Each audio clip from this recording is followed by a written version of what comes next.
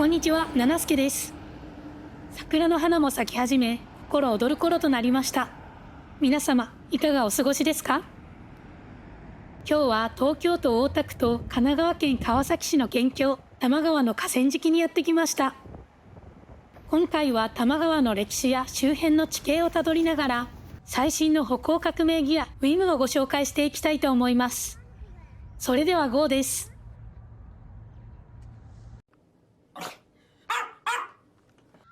はい、歩行革命ギアとは一体何ぞやということで、今回はいわゆる歩行補助器具の案件動画になるんですけども、自らの足で歩くということを補助するという点で、とても七助の散歩ロックと相性のいい製品だなと思ったのでご紹介させていただきます。人の一生は瞬きのように短いものです。それでも人生100年時代と言われる今、最後まで自分の足で歩き続けるということは誰しも共通の願いではないでしょうか。さて、ご託はこの辺りにして、早速 WIM について簡単にご説明いたします。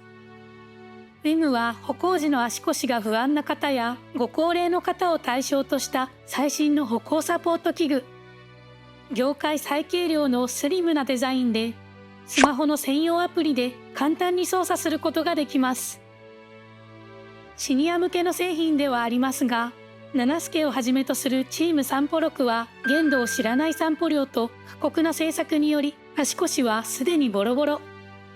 若老人の私たちが早速 WIM をつけて歩いてみます。歩行補助器具っていうともちろん介護のイメージが強いんですけど、 WIM はこうなんていうんだろう、スリムでスタイリッシュで今風のスピーカーみたいなデザインなんですよね。はい、WIM にはいろんなモードがあって、4つモードがあるんですけど、まずはこのエアモードからスイッチオンしてみましょ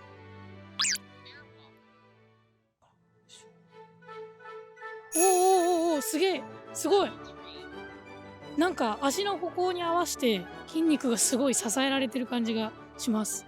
私すごいいつも万年腰痛持ちなんで、サポートされてる感じがすごいよくわかります。でも日常的にこういう器具をつけて歩くのはちょっと抵抗があるなという方は、このようにシャツやロングコートを羽織ってしまえば意外と自然なスタイリングで装着できます。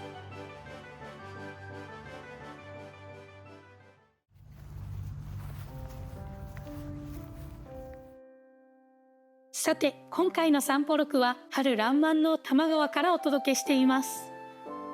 多摩川は山梨県の笠取山を源流にして東京湾へ注ぐ全長 138km の一級河川で、大田区と川崎市の境界を流れる下流部はかつて六郷川とも呼ばれていました。多摩川に関しては万葉集にも記述があり、多摩川にさらす手作りさらさらに何そこの子のここ大都市という和歌が残されています。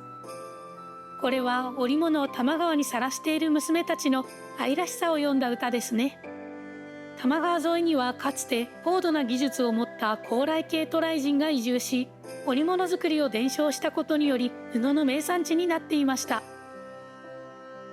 奈良時代は税金を租、用、徴で納めていましたが、多摩川周辺の住民たちは徴、つまり特産品の布を税として納めていたんです。多摩川沿いに位置する調布という地名の由来はそこから来ているそうですよ。かつて多摩川周辺で暮らした娘たちは冷たい川の中で布を生産していたんですね。そんな情景を思い浮かべながら私も今見えない水圧と戦っています。WIM は歩行を補助するだけでなく、水の中を歩いているかのような負荷をかけるアクアモードもあるんです。いや、これ面白い。さっきのエアモードとは真逆で、なんていうんだろう、流れるプール逆走してるおばちゃんいるじゃないですか。あれですね。運動になります。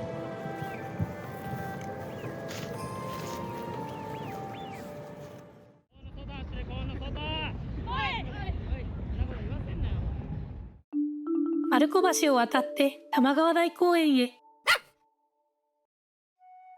丸子橋を渡ると分かりやすく台地になっている地帯が見えてきました。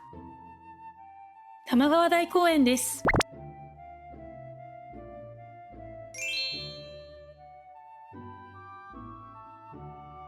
玉川大公園は大昔の多摩川の流れが10万年以上かけて大地を削り出した国分寺崖線に位置します。崖線を利用したアップダウンの激しい園内には、都内最大級の前方後円墳、亀の子山古墳や浅間神社もあり、まさに歴史や地形のテーマパークとも言えるでしょう。さて、この国分寺崖線の中で再びウィムの出番です。高低差の激しい地形の中でハイキングモードをオンにしてみましょう。すごい。なんだこれ。誰かに押してもらってる感じとも違うけど、登りやすい。なんだこれ。すごい。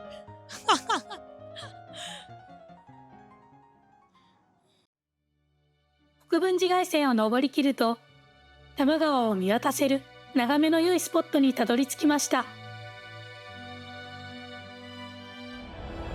ちが武蔵小杉のタワマンで、あっちが轟か。あれ？国丸先生じゃん。やば。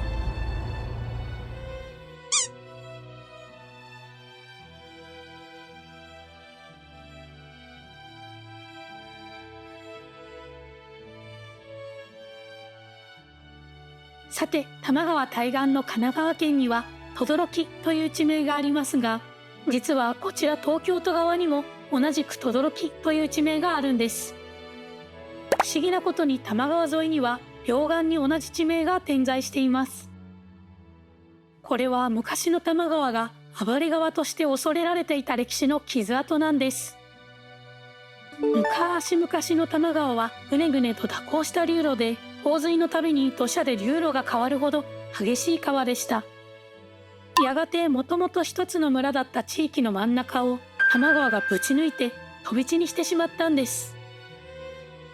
明治45年、多摩川の川筋を新しい県境とする協定が結ばれ、多摩川の北側が東京、南側は神奈川県といった形ですっきり整理されましたが、今度は大正から昭和にかけての大改修が始まり、せっかく引き直した県境と川筋がずれてしまいました。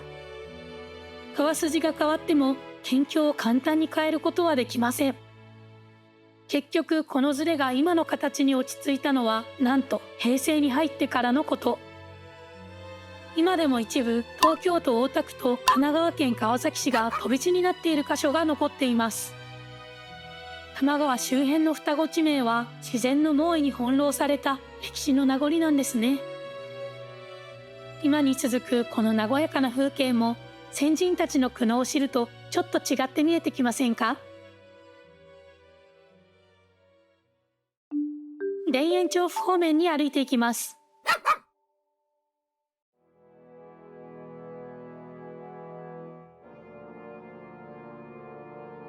さて、多摩川台公園を後に田園調布方面を望んでみると、出ました、すり鉢地形。見事なすり鉢ビューです。多摩川から田園調布あたりの地形を標高地形図で見てみるとこんな感じ。今上から覗いたすり鉢ビューは細く谷筋になっている部分です。低い谷地に湧水や川が流れるのは地形を学ぶ上での大原則ですが、どうやらこの谷筋に流れていた川には名前がないようです。かつて流れた川に名前はなくとも、谷筋の道には川の流れを彷彿とさせるカーブが現れたり、蓬莱公園には池があったり、水の存在を思い起こさせる箇所が点在しています。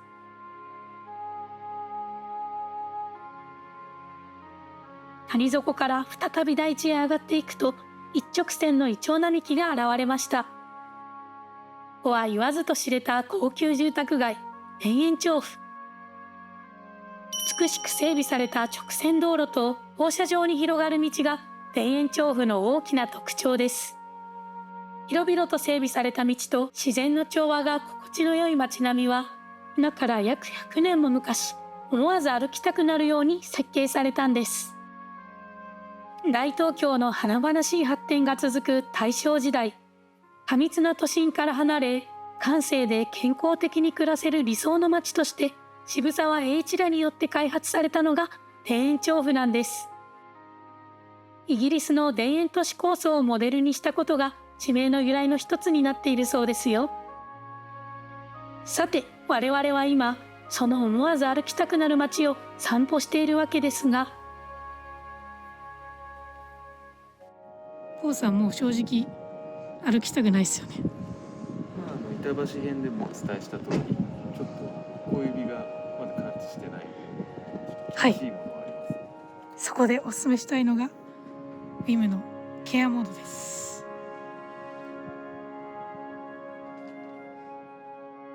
ケアモードは繊細な歩行をきめ細かくサポートするモードです。歩行速度が遅く、歩幅も狭いお年寄りを対象にした特化モードになります。はい、ではケアモードいきます。どうぞ。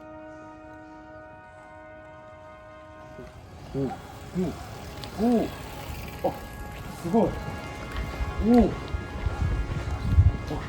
これはいい。お疲れ様でした。田園調布は街全体の地形が緩やかなすり鉢状になっていて、その傾斜の中心に田園調布駅が位置しています。そう考えると、自然の地形を円形劇場のステージのように生かしてデザインされた街のようにも思えてきますね。西口方面から東口の街並みを見下ろすこの感じ、七助的にはかなり好きです。昭和期の俳人、安住淳の代表句に、シグルルや駅に西口東口という句がありますが、これは田園調布駅をモデルにした句のようですよ。いよいよ日も暮れてきました。今日の散歩はこの辺りにしておきましょうか。お疲れ様でした。さて、今回は多摩川の河川敷から丸子橋を渡って玉川台公園の国分寺街線を登ったり、谷地へ下ったりまた登ったりの地形散歩を堪能したわけですが、ビムの専用アプリには装着している間の歩数や消費カロリーの記録機能など、個人個人の歩行や筋力を AI が分析して指摘してくれる機能があるんです。散歩をなりわいにしている七助の歩行について AI に分析してもらいましょう。私の強み。あなたの歩行速度指標は他の指標と比較して強みを示しています。強みを示しているらしいです。で、補完すべき点は、あなたは下半身の筋力が弱いようです。こんなに歩いてるのに、ちょっとまだまだですね。ビムの詳細が気になる方は、概要欄の URL からチェックしてみてくださいね。